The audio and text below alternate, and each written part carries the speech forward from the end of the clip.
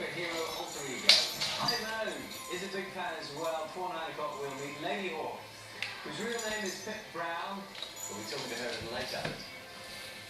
Last time I was with this guy woman, that's not good news. She touched me, I couldn't do it behind one of the rings. Oxford Dining Society rent out a country pub for their monthly dinner. What could possibly go wrong? A new play called Posh to tell the story of the riot pub. We'll be with two of the best in the world.